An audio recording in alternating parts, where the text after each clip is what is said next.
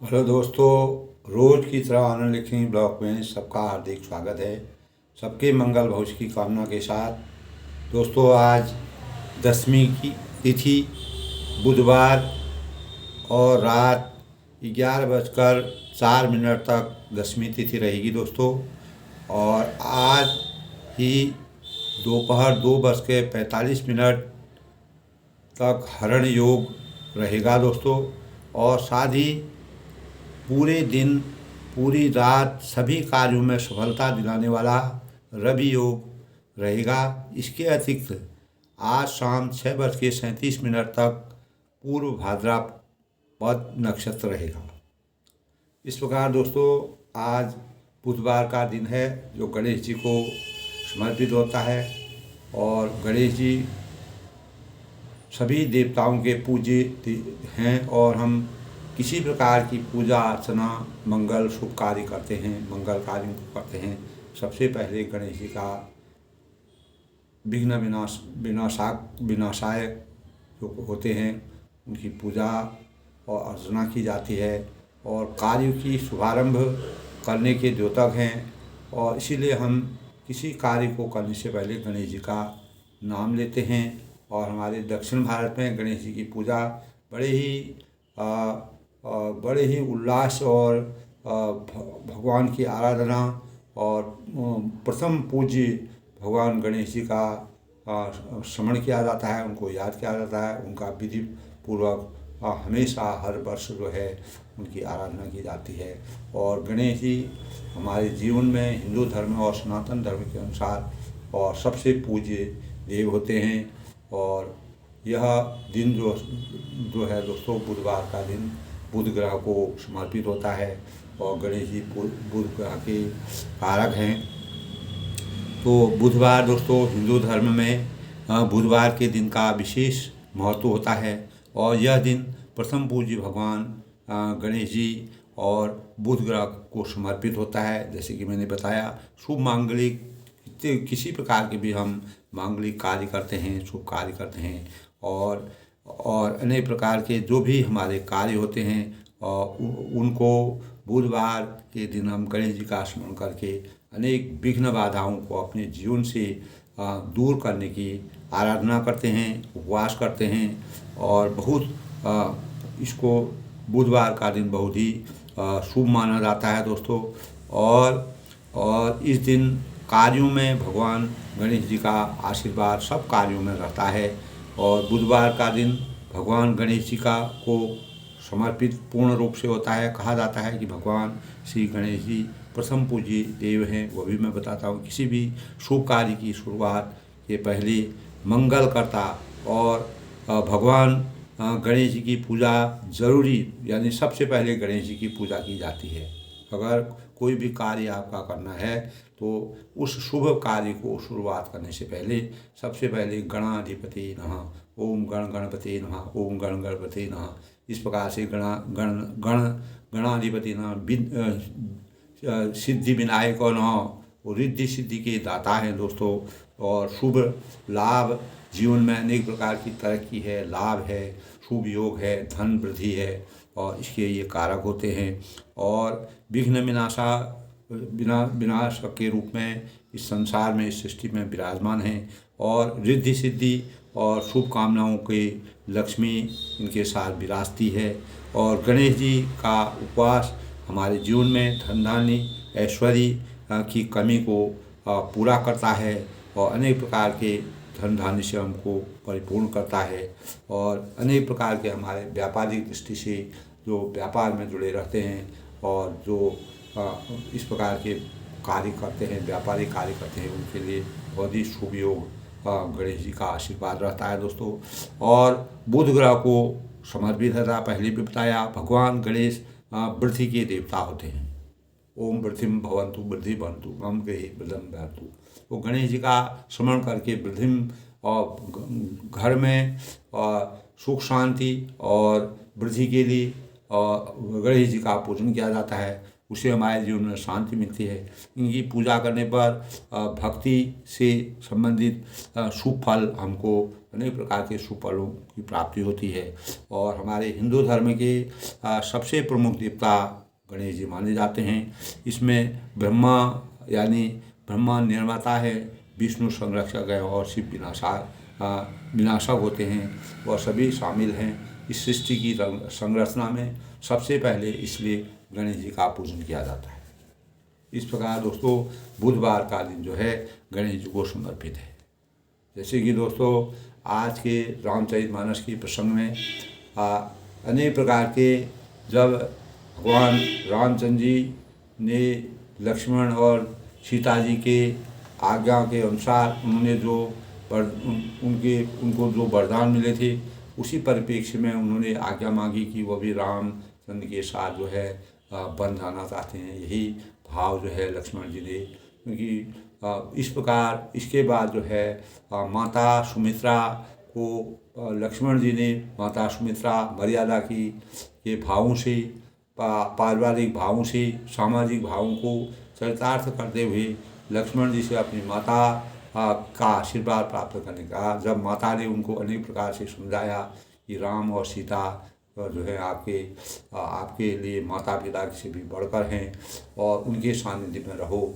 और अगर परम ब्रह्म परमेश्वर भगवान राम जी को 14 वर्ष के वनवास के अंतराल में किसी प्रकार की कोई भी दिक्कत होती है, कोई क्लेश होता है, दुख होता है, दुविधा होती है, कोई परेशानी होती है, तो उसमें 24 घंटा आपका वहाँ पर तुम अपना एक सेवक की तरह उनकी रक्षा करना, उनका साथ देना और उनके सानिध्य में रखकर अपने जीवन को चरितार्थ करना, यही तुम्हारे शुभ फलों का तुम भाग्यशाली हो जो रामचंद्र के साथ तुमको बन जाने का अवसर मिला है।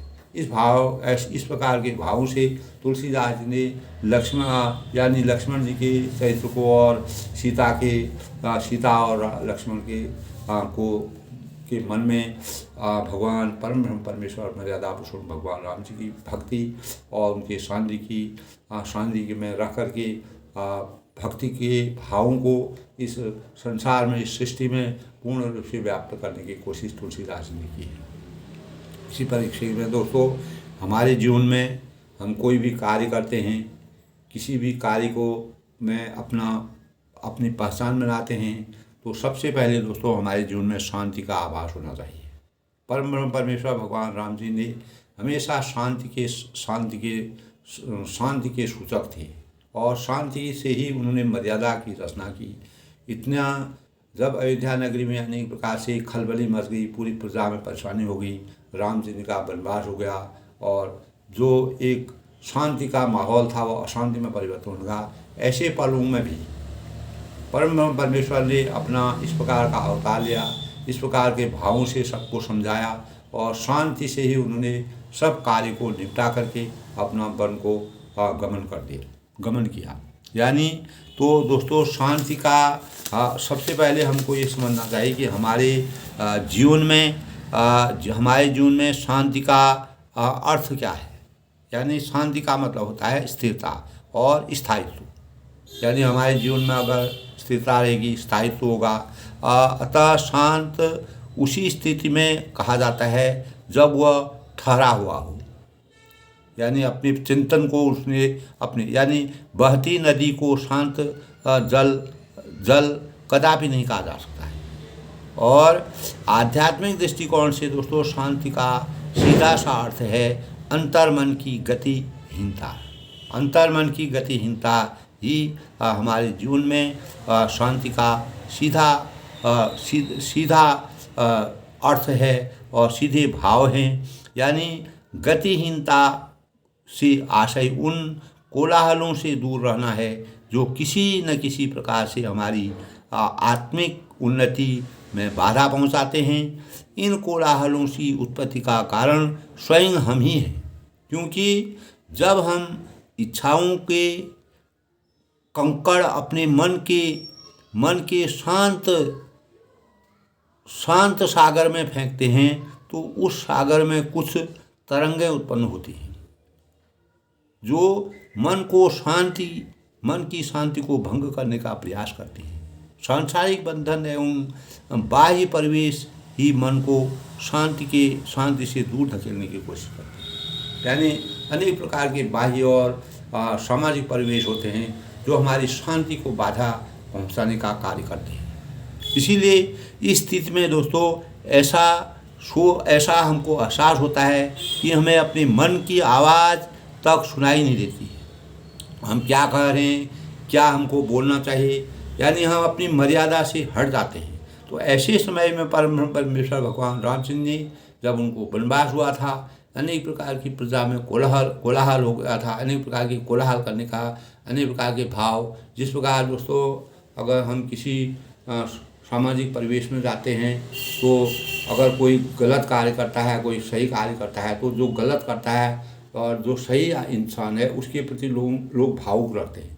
ऐसी भावुक परिस्थिति में भी, ऐसी विषमता में भी शांति को स्थापित करना परम ब्रह्म परमेश्वर भगवान रामचंद्र जी का आशीर्वाद था। और उनकी प्रेरणा से, उनके कार्यों से अयोध्या नगरी में जब उनको वनवास हुआ था, पूरी प्रजा दुखी हो गई थी, लेकिन ऐसे माहौल में भी उन्होंने शांति का संदेश सबको दिया।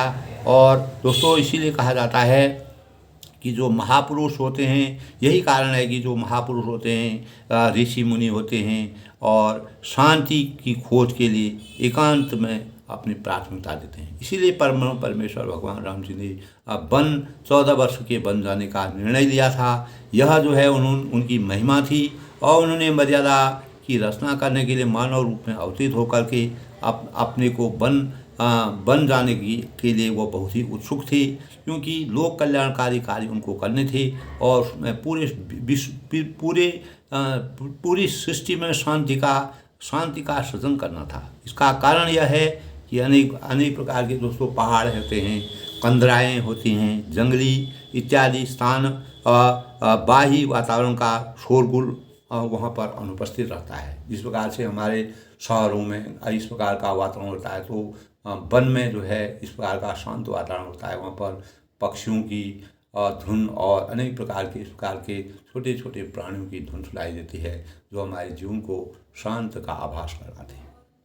ऐसे ही वातावरण में रामचंद्र ने 14 वर्ष तक वन में अपना रह करके एक शांति के माहौल को हमारे जीवन के लिए चरितार्थ किया।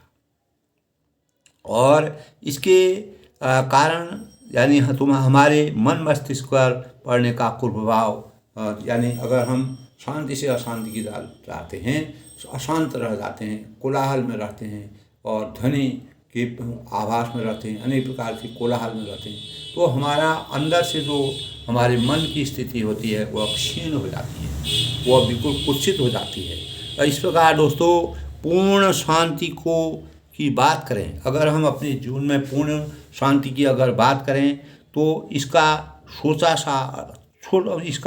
सूक्ष्म और सीधा अर्थ होता है दोस्तों कि पूर्ण गतिहीनता की स्थिति। यानी सत्य यह है कि ऐसी स्थिति में केवल मृत्यु की अवस्था में ही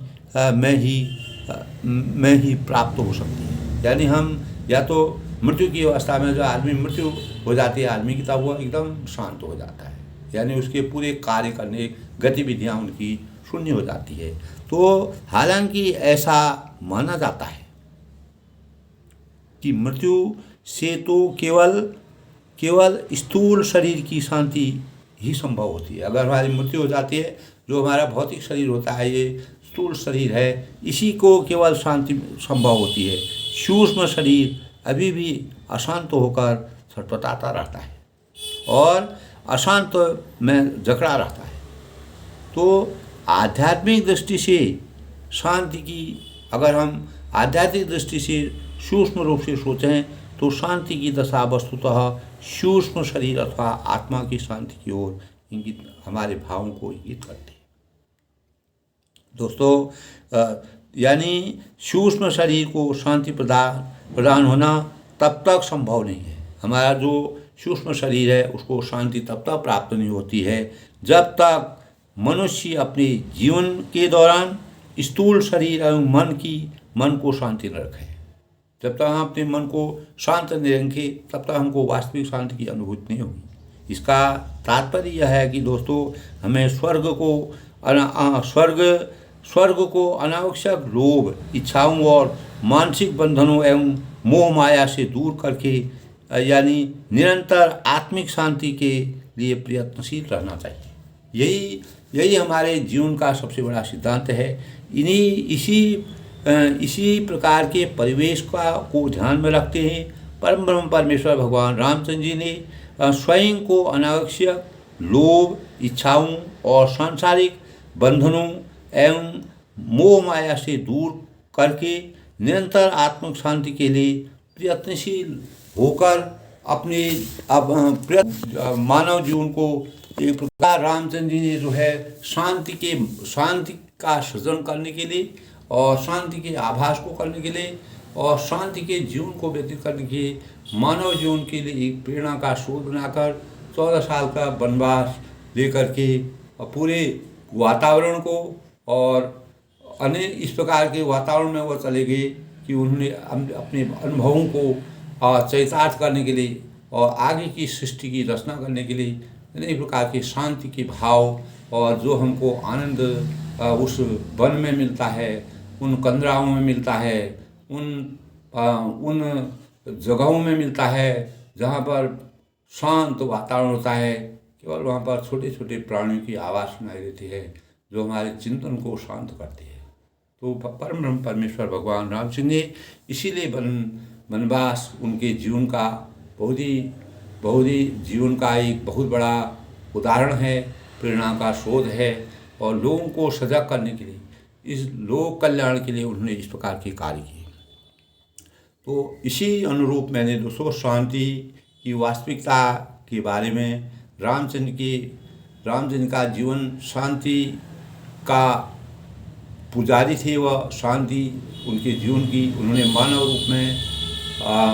मानव रूप में अवतरित होकर करके शांति के सृजन के लिए, शांति के माहौल को पैदा करने के लिए कैसे शांति से अपने जीवन को आगे बढ़ा सकते हैं, इन बातों से लोक कल्याण का कार्य करके हर मानव में मानवता के भाव को सृजित किया। इसी प्रकार दोस्तों सीता सहित दोनों सुंदर पुत्रों को देखकर राजा अकुलाते हैं। अब जो है दशरथ जी जो हैं जब माता से मिल गई, सभी माताओं से मिल गई, सब बातें हो गई, अंततोगत्वा राजा जिन्होंने उनको वनवास दिया था तो वह सीता सहित दोनों पुत्रों राम और लक्ष्मण सीता को देख करके बहुत ही व्याकुल हो गए। लेकिन उनका प्रण था, उनको वरदान देने थे, मर्यादा की रचना करनी थी। मर्यादा की रचना के करने के लिए वो माया मोह से दूर होकर के उनके अंदर दुविधा थी, उसी दुविधा में रह करके लेकिन उन्होंने अपने मन वचन और कर्म के सच्चे पुजारी थे और स्नेह बार बार, लेकिन स्वाभाविक है कि स्नेह और दुलार और चौथेपन में जब उन्होंने संतान प्राप्त की थी तो ऐसी अवस्था में उनकी व्याकुलता स्वाभाविक है। सकई न बोल विकल न राहु, शोक जनित कर धावन दाहु, नाय शीश पर अरि अनुरागा, उठी रघुवीर विदा वर मागा। तब राजा व्याकुल हैं, बोल नहीं पा रहे हैं, कुछ भी निस्तब्ध हैं, अपना अंदर से सोच रहे हैं कि मैंने रामचंद्र जी को क्यों वनवास दिया होगा, मैं ऐसा क्यों हुआ। अपने को ही वह धिक्कार रहे हैं, अपने को ही परेशान कर रहे हैं, बोल नहीं सकते हैं कोई भी शब्द उनके अंदर से, क्योंकि ऐसी विरह का वर्णन जब होता है दोस्तों, विरह का समय होता है जब अपने पुत्र मोह और पुत्र जब उन्होंने चौथे पल में प्राप्त किया था और उनके कारण ही जो 2 वरदान थे वही वरदान अगर नहीं होते तो भगवान राम जी को वनवास नहीं होता। इसी प्रकार के अनेक प्रकार के प्रजा के बारे में, अपने पुत्रों के बारे में, अनेक प्रकार की रानियों के बारे में और पूरे साम्राज्य के बारे में वो पूरा अपने मन में चिंतन कर रहे हैं, सोच रहे हैं। कुछ कहने के लिए यानी किसी प्रकार के शब्द उनके मन में नहीं आ रहे हैं। हृदय में शोक से उत्पन्न हुआ भयानक संताप था, बहुत ही दुख उनको था अपने हृदय से। तब यानी किंग कर्तव्य विमुणा अवस्था में वो थी। रघुकुल के बीच श्री रामचंद्र ने अत्यंत प्रेम के चरणों में सिर लगाकर विदा मांगी। तब भगवान रामचंद्र जी उनसे मानव रूप में अवतार होकर के उनके भावों को भी बदल दिया और उनसे विदा मांग करके वन को जाने की तैयारी कर ली। तब विदा मांग दी। तब पितु आशीष आयुषो मोहि दीजिए, हर्ष समीर विस्मय कर दीजिए।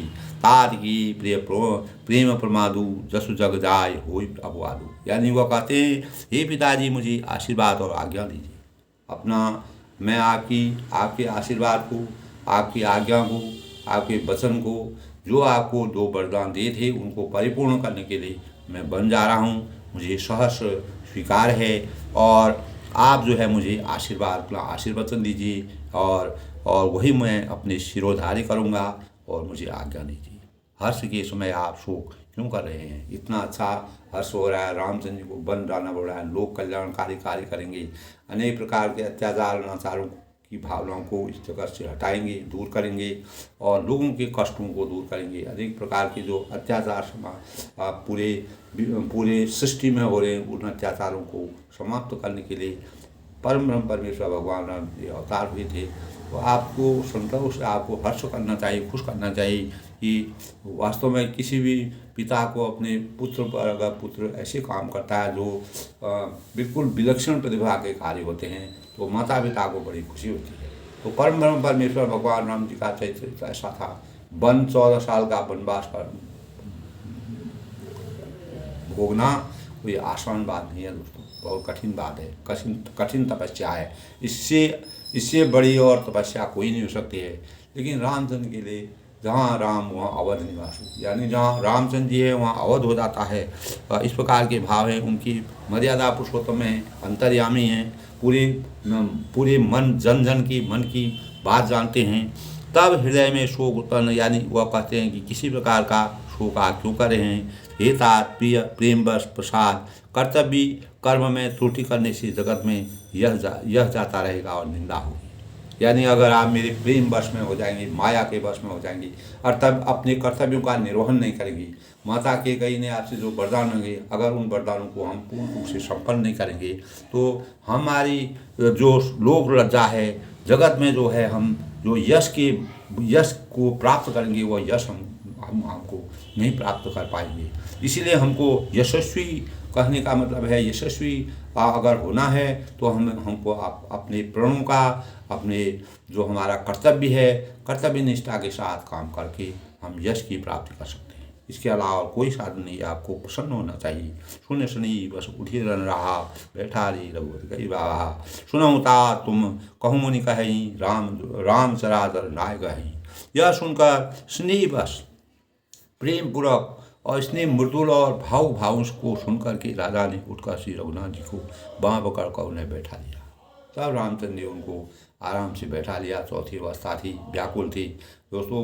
अंतरात्मा के दुख को जब ऐसी घड़ी आती है, ऐसा समय आता है तो उस कष्ट को वही पिता समझ सकता है जिनके आगे इस प्रकार का प्रवेश होता है। तुलसीदास जी ने इस प्रकार का पारिवारिक स्नेह का वर्णन और विरह का वर्णन किया है जो हमारे हृदय को छूने वाला है। प्रत्येक मानव मात्र के लिए इस प्रकार के भावों से अनेक प्रकार की प्रेरणा का सूचक अगर ऐसी स्थिति हमारे जीवन में आती है तो हमें किस प्रकार से कार्य करना चाहिए, किस प्रकार के शांति के भाव से अपने कर्तव्यों का निर्वहन करना चाहिए, इस प्रकार की प्रेरणा हमारे जीवन में चरितार्थ होती है।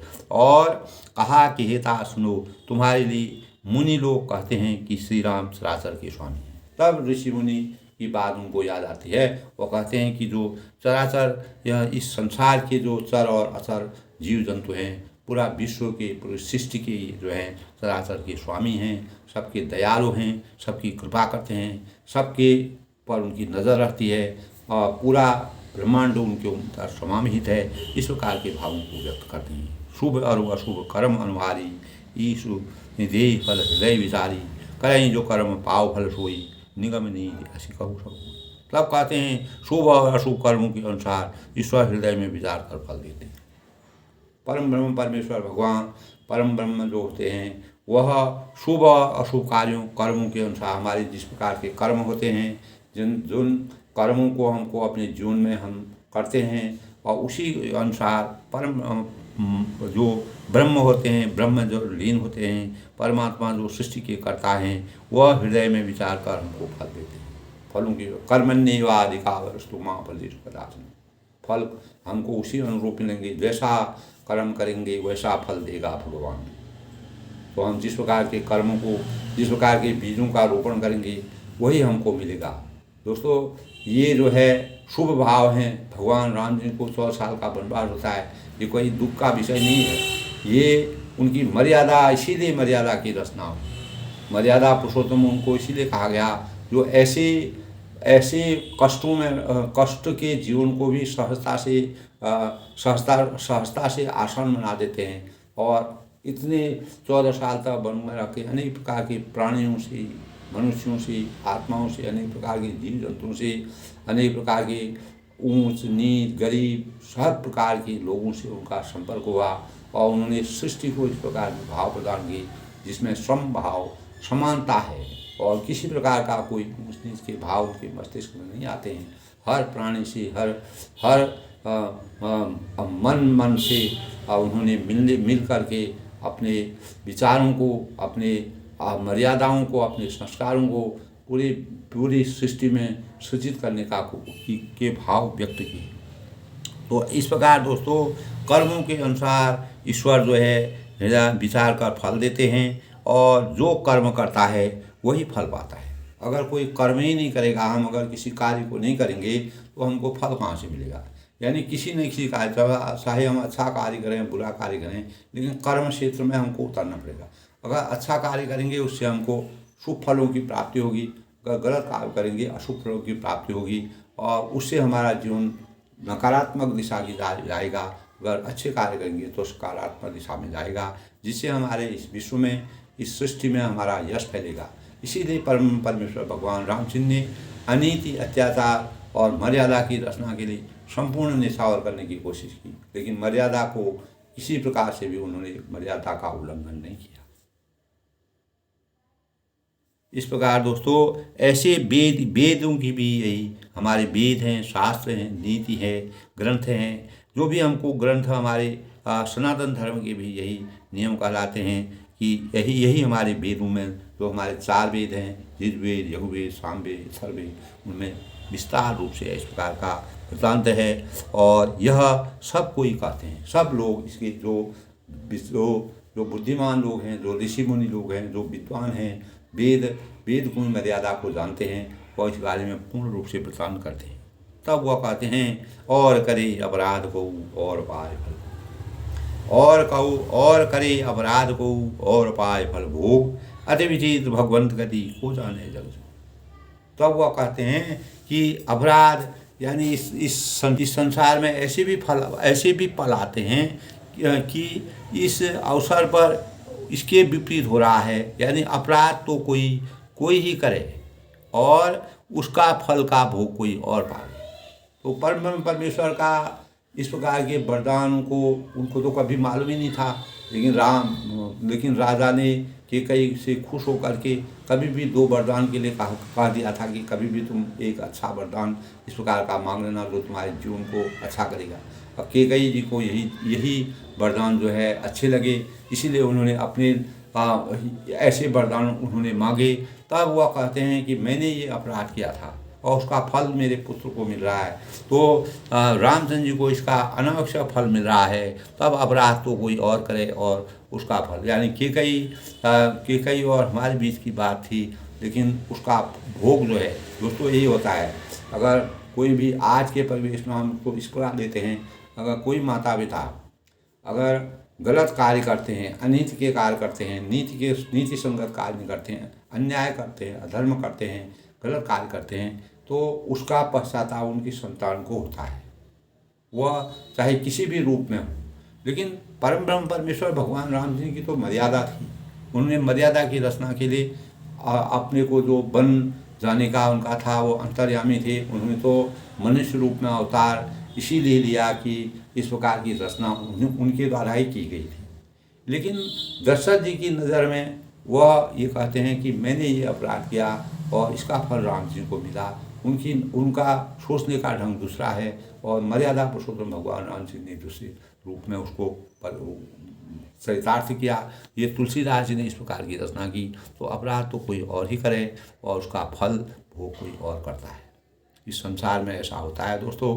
तो कभी भी अपने संस्कारों से, कभी भी अपने जो होने वाली पीढ़ी है, आने वाली पीढ़ी है, उनको कभी खराब संस्कार नहीं देने चाहिए। माता नीतिगत और हमारे वेद शास्त्रों की मर्यादा के अनुसार और नीति के अनुसार और हमारे जो संस्कार हैं, जो हमारी परंपरा है, जो हमारे रीति रिवाज हैं, जो हमारी मर्यादा है, उसके अनुरूप ही अपनी अपनी होने वाली पीढ़ी को भी उसी अनुरूप बनाना चाहिए, तभी हमारा जीवन सार्थक होता है। भगवान की लीला बड़ी विचित्र है, इसलिए उन्हें कहा कि होए सोई जो राम रच जगह। इस संसार में विधि की जो रचना होती है वो कुछ और ही होती है। कभी कभी ऐसा होता है दोस्तों कि अपराध कोई करता है, माँ बाप गलत कार्य करते हैं, लेकिन उसका भोग उनकी औलाद को करना पड़ता है। अनेक प्रकार से उनको उसका ऋण चुकाना पड़ता है। इस प्रकार के भाव भी समाज में व्याप्त होते हैं। आधुनिक परिवेश में, आज के परिवेश में इस प्रकार का बहुत हो रहा है। माता पिता अन्याय, नीति, अत्याचार से धन और घर लूट खसोट करके एकत्रित करते हैं, लेकिन जो उनके बच्चे होते हैं उसका दुरुपयोग करते हैं। उसका फल उनको तब मिलता है। अब कहाँ उन्होंने गलत कार्य किया, लेकिन जो आगे की पीढ़ी होती है उनको उसका पश्चाताप करना पड़ता है, उनको उसका दंड मिलता है। तो इसीलिए कहा है, और करे अपराध कोई और पाए कोई, अति विचित्र भगवान गति को जाने जरूर। भगवान की गति, भगवान की यानी किसी का फल कब किसको मिलेगा इसको कोई नहीं, कुछ नहीं कहा जा सकता है। इसीलिए दोस्तों अपने भावी पीढ़ी के लिए इसीलिए कहते हैं, जैसे चाहे वो राजनीतिक स्तर से हो, आध्यात्मिक स्तर से हो, पारिवारिक स्तर से हो, सामाजिक स्तर से हो, हमें कभी अनीति और अत्याचार का मार्ग नहीं अपनाना चाहिए। वह दोस्तों अगर हम अत्याचार अनीति से कोई चीज़ प्राप्त करते हैं तो वह हमारे जीवन में क्षणिक होता है, वह लंबे समय तक हमारे जीवन में कभी भी नहीं रहेगा। वह एक पीढ़ी अच्छी चल सकती है, दूसरी चल सकती है, लेकिन तीसरी चौथी पीढ़ी को कष्ट होगा, ये निश्चित है दोस्तों। ये हमारी मर्यादा है और ये बिल्कुल प्रायोगिक रूप में है, ऐसा होता है। और अब जो उसका फल भोग रहा है उसका कोई दोष नहीं है, लेकिन परमात्मा की जो विधि का विधान है वह कुछ और ही। तो इस प्रकार से राजा दशरथ जो हैं इतने प्रतापी राजा थे, इतने दानी राजा थे, इतने मर्यादा के अनुकूल रहते थे, अपने प्रण के पक्के थे, पुजारी थे, लेकिन फिर भी उनको वह भी धोखा खा गए और वह भी कैकेयी को जो वरदान उन्हें देने को कहा था उसी अनुरूप जो है रामचंद्र जी को बन जाना पड़ा। ये सबसे बड़ा कारण है। राम राय लखन हित लागी, तब कहते हैं कि यानी उसे जाने योगी जगत में कौन है। यानी संसार में परम ब्रह्म परमेश्वर की जो राय है, जो विधि विधान है, उनका कहाँ पर क्या उन्होंने किया है, करेंगे या किस प्रकार से हमारी बुद्धि को मोड़ेंगे वो वही जान सकते हैं, उसके बारे में हम नहीं जानते हैं। हम मानव हैं और तो परम ब्रह्म परमेश्वर भगवान रामचंद्र ने किसके हाथ से क्या कार्य करने हैं वह उसी जो सृष्टि की रचना होती है उसी प्रकार से वह कार्य संपन्न होते हैं। राय राम लखन हित लागी और लागी बहुत उपाय किए सल त्यागी, लखी राम रुख रहत न जाने धर्म धुरंधर धीर से आने। तब राजा ने इस प्रकार से रामचंद्र को रखने के लिए छल छोड़कर बहुत से उपाय किए, पर जब उन्होंने धर्म धुरंधर धीर और बुद्धिमान श्री राम जी का रुख देख लिया तो वे रहते हुए न जान पड़े। यानी वह जो है वे रहते हुए न जान पड़े। तब नृपसी लाय कुरलेनी आदि, तब उन्होंने रामचंद्र से कुछ भी नहीं कहा, वह सहर्ष फिर तैयार हो गए और उन्होंने अपने इन बातों को अपने मन में अंतर्ध्यान किया और अंतःकरण में उन बातों को लिया कि कोई अपराध करता है उसका फल किसको मिलता है। विधि के विधान को कोई नहीं जान सकता है। इसीलिए दोस्तों हमारे जीवन में कभी भी अपने क्षणिक सुख के लिए और थोड़े से धन संपत्ति के लिए और इस भौतिक संसार भौतिक आवश्यकताओं की पूर्ति के लिए अन्याय और अत्याचार का रास्ता कभी नहीं अपनाना चाहिए। अगर हम गलत बीज बोएंगे निश्चित ही हमारे जीवन में उसका जो फल होंगे उसके वह कड़वे होंगे। उन कड़वे फलों से हमारा शरीर विषाक्त हो जाएगा और उससे हमारा कोई जीवन का रहस्य नहीं रहेगा। हमारी मर्यादा नहीं रहेगी, हमारी परंपरा नहीं रहेगी, हमारी कोई उत्तराधिकारी नहीं रहेगा, कोई नहीं रहेगा, इस प्रकार के भाव गलत कार्य और अनीति से होते हैं दोस्तों। तो कभी भी अन्याय और अनीति, अन्याय अत्याचार का मार्ग नहीं अपना के सच्चा मार्ग अपनाना चाहिए। इस प्रकार की प्रेरणा तुलसीदास ने ऐसे भावों से मानव जीवन को जीवन की चेतना को जगाने का प्रयास किया है। तब न पसी लाय उरलीनी अति हित बहुत भांति सिगरीनी, कहीं बिन के दुख दूसरा रुनाई, सास ससुर के तो सुख हो। तब राजा ने जब रामचंद्र से उनका संवाद पूरा हो गया, रामचंद्र को समझा दिया, जो भी बात कहनी थी वो कह दी। अब सीता को हृदय से उन्होंने लगाया और बड़े प्रेम से बहुत प्रकार से उनको सीख दी, शिक्षा दी। माता पिता का ये कर्तव्य होता है। और उन वन के दूसरा दुख कह कर सुनाए, यानी वन में कितने प्रकार की पीड़ा होती है, कितने प्रकार के कष्ट होते हैं, कितने प्रकार के लोगों प्राणियों वहाँ मिलते हैं, किस प्रकार के सब पूर्ण विस्तार से उनको सुनाया, समझाया। फिर सास ससुर और पिता के पास रहने से सुखों को समझाया और किस प्रकार सास ससुर के साथ रहने से हमको कितना सुख होता है, वन में रख के कितना दोनों वृत्तांतों का उन्होंने तुलनात्मक अध्ययन करके उनको सुनाया। सिय मनोराम शरण अनुरागा, करुण सुखम विषम रागा, और वो सभी सी समझाई, कहीं कहीं विभिन्न विपत्ति दिखाई। परंतु सीता जी का मन श्री राम जी के चरणों में अनुरक्त था। सीता जी जो थी रामचंद्र के शरण में रहना चाहती, उनकी मजबूरी थी। जहाँ जीवन रहता है वहीं प्राण भी रहता है दोस्तों, ये तो मर्यादा है। तब घर न सुगम बन विषम न लागा, तब इसीलिए उन्हें घर अच्छा नहीं लगा, यानी अयोध्या का सुख भी उनको नहीं भाता है।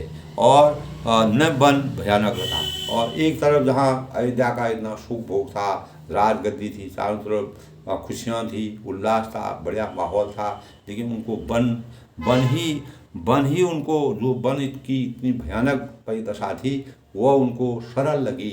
उसको भी यानी प्रतिकूलता में भी अनुकूलता का अनुभव उन्होंने किया। और फिर सब लोगों को मन की विपत्तियों की अधिकता बताकर सीता जी को समझाया। तब सब लोगों को इस प्रकार के भावों से सब लोगों ने समझाया। लेकिन सीता जी परम ब्रह्म परमेश्वर भगवान राम जी की अनुयायी थी और वह कहती थी कि जहाँ जीवन रहता है प्राण वहीं रहेगा, दूसरी जगह नहीं रह सकता है। सचिव नार गुरु नार सयानी, सहित सने कहीं मुलवानी, तो मैं कहूँ तो न दीन बर बनवासु, करहूँ तो कहे ससुर गुरु। सचिव नार गुरु नार सयानी, मंत्री सुमंत्री जी की पत्नी और गुरु वशिष्ठ जी की स्त्री अरुंधति तथा और भी चतुर्स्त्रियाँ स्नेह के साथ कोमल वाणी सिखाती हैं।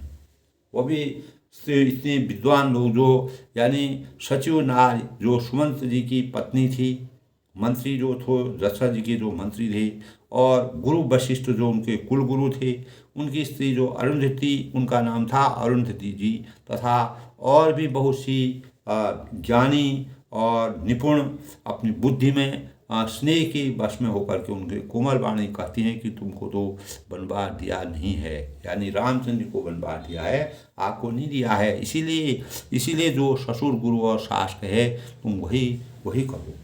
तो सास ससुर और गुरु जो तुमको आज्ञा दे रहे हैं, लेकिन आप उसी को करिए, वही तुम्हारे लिए चरितार्थ है। वनवास तो रामचंद्र को हुआ था, तुम्हें तो वनवास हुआ ही नहीं था। आपकी जुदाई सिख शीतल सुर मधुर मदो, सुन सीतई ने सुहान, शरद चंद दिन लगत हो जुन चकीन टोकला। तब शीतल हितकारी मधुर और कोमल सीख सुनने पर सीता जी को अच्छी, यानी कभी कभी ऐसा होता है दोस्तों, यानी कड़वा जो सत्य जो अच्छा होता है, अच्छाई भी बुराई लगती है। वो इसलिए लगती है दोस्तों, अगर हम मन वचन और कर्म से हम अपने अंतर आत्मा में हमारा जो वास्तविक चीज़ होती है, जो सत्य की नीति होती है, उस नीति के आधार पर हम किसी की शिक्षा को नहीं मानते हैं और हम अंतरात्मा की आवाज़ को मानते हैं। इसलिए किसी भी व्यक्ति को, सीता जी ने अपनी अंतरात्मा की आवाज़ को प्रमुखता दी। यहाँ पर अनेक लोगों ने उनको समझाया कि सास ससुर और गुरु के कथनानुसार आपको वन नहीं मिला है, आपको नहीं जाना चाहिए। लेकिन क्या 14 साल तक जो है एक स्त्री जो है अपने पति के बिना रह सकती है, ये असंभव है। ये बात जो है उनकी समझ में नहीं आई और उनको वह बात अच्छी नहीं लगी। वह जैसे कड़वा सत्य होता है उस प्रकार से उनको लगी। इस प्रकार व्याकुल हो गई, मानो शरद ऋतु के चंद्रमा को चांदनी लगने से चकोरी व्याकुल हो गई। इस प्रकार शरद ऋतु का चंद्रमा होता है, पूर्ण चंद्रमा होता है। अगर उसमें स्वकुई जो है उसको देखती हैं, अच्छा लगता है। अगर उनको नहीं दिखाई देता है तो उनकी जो दशा हो जाती है, इस प्रकार उनकी दशा हुई। उनका ध्यान, उनका अंतरात्मा से पूर्ण रामचंद्र की भक्ति में और तल्लीन थी। और इस प्रकार दोस्तों, इस प्रकार जो है शी सकुज बस उतरन देई, सो सुनि तमई कहीं उठे गई, मुनि वर भूषण बादन आनी, आगे धरी बोली मधुबानी। शी सकुज बस उतरन देई, तब सीता जी संकोच बस कुछ भी उत्तर नहीं देते हैं। इतना करने पर, इतना सीख देने पर भी इन बातों को सुनकर केकई ताक कर उठी। तब केकई जो है वह तो गुस्से में थी। तो सुनी तब उनकी मति उल्टा की गई थी। उठी और मुनि पट भूषण भात ने आनी। तब उन्होंने क्या किया, उठकर उन्होंने मुनियों के वस्त्र, आभूषण, माला, मेखला आदि बर्तन, कमंडल आदि लाकर श्री राम जी के आगे रख दिए और कोमल वाणी से कहा। तब इस प्रकार के भावों से जो उन्होंने सभी चीज़, वन की जो सामग्री थी, जैसे कमंडल होता है, उगर उगर चीज़ें लेकर के वन की जो वेशभूषा थी रामचंद्र के आगे डाल दी। क्योंकि उनके अंतर मन में एक ही धुन थी कि राम वन को चले जाए और सीता जी भी उनके साथ चले जाए, सब वन को चले जाए। इस प्रकार का उनका था। ये दोस्तों केकई और रामचंद्र का संवाद हुआ था कि केकई एक ऐसी थी जो इस प्रकार के कार्य कर सकती थी। परम परमेश्वर भगवान रामचंद्र ने लोक कल्याण के लिए इस कार्य को केकई के माध्यम से कराया था, केकई को माध्यम बनाया था। लेकिन तुलसीदास ने इसका सही से चित्रण गंभीरता से नहीं किया है, क्योंकि लोगों में अवहेलना हुई, लोगों में इस प्रकार के बात आएंगे रामचंद्र के प्रति। लेकिन वास्तविक बात यह है कि तीनों रानियों में अपनी स्वयं खुद की माता जो कौशल्या थी, उनके अंदर भी उनका विश्वास उतना नहीं था जितना केकई के ऊपर था। इस कार्य को, इस कठिन कार्य को केकई कर सकते, इतनी बुद्धिजीवी वही है। तो केकई ने निष्ठुरता के भावों को समाज में प्रदर्शित करके अपने को अवहेलना का पात्र बना करके या इस प्रकार के वस्त्र दे करके सीता जी से कहा। और इस प्रकार से उन्होंने इस प्रकार के भाव उन्होंने कहा, हे रघुवीर राजा, तुम प्राणों से न पे प्राण पे, तुम रघुवीरा शील सने न साणे वीरा, सुगत सुगत पर रोग न साहू, तुम ही जान बर कहीं न गाऊ। तब हे रघुवीर राजा को तुम प्राणों के समान प्रिय हो। तब केकई जी कहते हैं, भीरु प्रेम बर दुर्बल, हृदय से राजा शील और स्नेह नहीं छोड़ेंगे। पुण्य सुंदर यश और परलोक चाहे नष्ट हो जाए, पर तुम बन जाने को वे कभी नहीं कहेंगे। यानी कितना भी अगर वह हो जाए तो राजा कभी मन से, वरदान तो उन्होंने दे दी, लेकिन मन, अंतर मन से वह कभी नहीं सोचेंगे कि आप वन में जाएं। इस प्रकार की बात जो है, लेकिन आपको जो वरदान है वह देना ही पड़ेगा। तो केकई ने इस प्रकार से अपने जो उनको परम परमेश्वर भगवान ने लोक कल्याण के लिए ही उन्होंने अयोध्या में दशरथ जी के वहाँ जन्म लिया था कि मैं लोक कल्याण के कार्य इस प्रकार से करूँगी। अस विचार सोई करो जो भावा, राम सुन सिख पावा, भूप ही वचन बान सम लागे, करहे न बान अभागी। ऐसा विचार कर, जो तुम्हें अच्छा लगे वही करो। तब केकई ने कहा, अभी भी अगर राजा तुमको मनाने के लिए यहीं रहने को कहते हैं, बदलाने को कहते हैं, या सीता जी को भी कहते हैं, तो जो आपको अच्छा लगता है वो आप करिए। माता की सीख सुनकर श्री राम ने बड़ा सुख पाया, उनको उसमें भी आनंद आया। उन्हें कठोर वचनों से इस प्रकार के प्रयोग किए कि जैसे बाण के समान वह वचन थे, परंतु राजा को वचन बाण, लेकिन राजा के हृदय में वो वचन बाण के समान, जिस प्रकार तीर से बाण छोड़ा जाता है, उस बाण से आदमी घायल हो जाता है। इसी प्रकार उनके वचनों को सुन करके राजा घायल हो गए और वे सोचने लगे कि अब भी अभागे प्राण क्यों नहीं निकलते। तब वह कहते हैं कि मैंने जो अपराध किया है, मैंने अपराध किया है, और इस अपराधी के प्राण क्यों नहीं निकल रहे। मेरे प्राण निकल जाते तो सब सही था। मैं इस प्रकार के भाव तुलसीदास ने दशरथ जी के चरित्र से किया है। लोग विकल मूर्छित न राहु, काह करिए कसु गुरूर न काहू, राम तुरंत मुनि भीष बनाई, चले जनक जन ही सुनाई। तब राजा मूर्छित हो गए। इस प्रकार से जब पूरा परिवेश इस प्रकार हो गया कि कहीं ने इस प्रकार की कठोर वचन करके मुनि की वेशभूषा और जो वन की वेशभूषा थी, साग सज्जा थी, जो भी चीज़ें थी, उसको माला, जो भी जिस प्रकार का कमंडल था, जो वन की वेशभूषा होती है, उसको उनके सामने रख दिया। और सीता जी को भी राजा, और ये भी कहा कि राजा तो कभी तुमसे वन जाने के लिए नहीं कहेंगे, ये मुझे मालूम है। और तब राजा को जब पूर्ण रूप से ये हो गया कि अब रामचंद्र जी रुक ही नहीं सकते, इनको वनवास जाना ही पड़ेगा। पूर्ण रूप से मूर्छित हो गए, लोग व्याकुल हैं, किसी को कुछ सूझ नहीं पड़ता है। पूरी जो अयोध्या के वासी हैं, प्रजा थी, और पूरा व्याकुल दुखी हो गई। और कौन क्या करे, कोई कुछ करने के लिए कोई भी कुछ भी सोच समझने के लिए कुछ दिमाग किसी का, कोई मस्तिष्क उनका काम नहीं कर रहा था। तो श्री राम जी तुरंत मुनि का वेश बनाकर और माता पिता को सेवाकर चल दिए। तब भगवान परम ब्रह्म परमेश्वर भगवान रामचंद्र जी वो तो वन में जाना चाहते थे, उनका आशीर्वाद पाना चाहते, लेकिन मर्यादा से हटकर उन्होंने कोई भी कार्य नहीं किया। सब चीज़ उन्होंने मर्यादा के अनुकूल किया, मर्यादा के अपने नियम निर्देश और एक संगठन, और जिस प्रकार से एक मर्यादा होती है, पारिवारिक परंपरा होती है, और कहाँ पर माता का स्नेह होता है, पिता का स्नेह होता है, गुरु का स्नेह होता है, तो सबको उन्होंने अपने को पूर्ण रूप से इस प्रकार से समर्पण की भावना की कि जो पितु मात कहे वही बन जाना। तो अगर पिता माता ने मुझे बन जाने के लिए कहा है तो मैं बहुत ही खुशी से जाऊंगा, मेरे लिए तो ये बहुत ही हर्ष की बात है। ऐसा सोच करके वो वन को चल दिए।